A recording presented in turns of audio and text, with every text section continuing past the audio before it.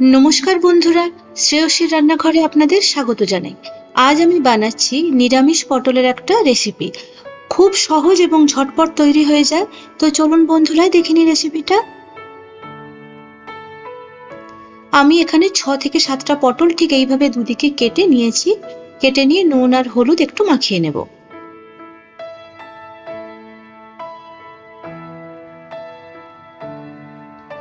পটলগুলো একটু হালকা ছিলে নিয়েছি গায়ে, আর বেশি কিছু করিনি, ছাল কিন্তু ছাড়াইনি আমি।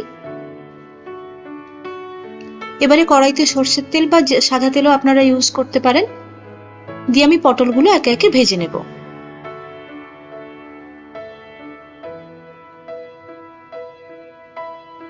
পটলগুলো মোটামুটি ভাজা হয়ে গেছে।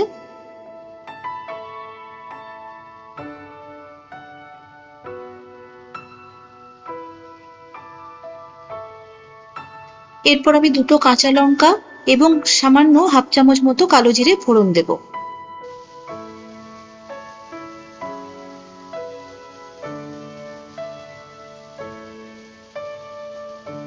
সামান্য নেড়ে চেড়ে আমি হাফ চামচ আদা বাটা দিলাম, ছোট চামচের হাফ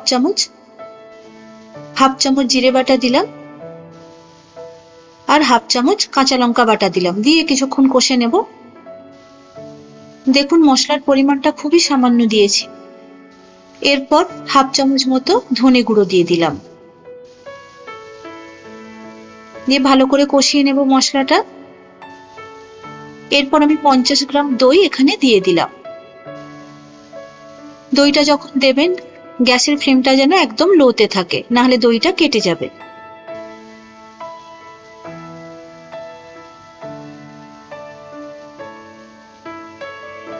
মোটামুটি এইভাবে ফুটে উঠলে পরিমাণ মতো নুন দিয়ে দেবেন।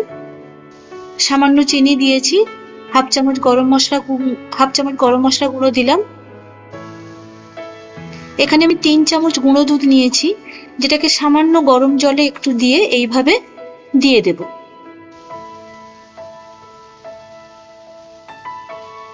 গুঁড়ো দুধ না থাকলে আপনারা এমনি দুধও দিতে পারেন। আমি চিনি দিয়েছি 2 চামচ, তবে যে যেরকম মিষ্টি খান সে সেইভাবে চিনি দেবেন। দিয়ে আরো কিছুক্ষণ কষিয়ে নেব মশলাটা। এরপর যখন মশলা থেকে তেল ছেড়ে আসবে তখন পটলগুলো একে একে দিয়ে দেব।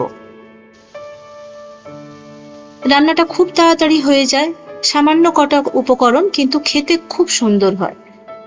তো মোটামুটি আমার রান্না রেডি, নিরামিষ পটলের রেসিপি। আমার রান্নাটা যদি আপনাদের ভালো লেগে থাকে তাহলে আমার চ্যানেলটিতে সাবস্ক্রাইব করতে ও ভিডিওটিতে একটি লাইক দিতে ভুলবেন না। ধন্যবাদ।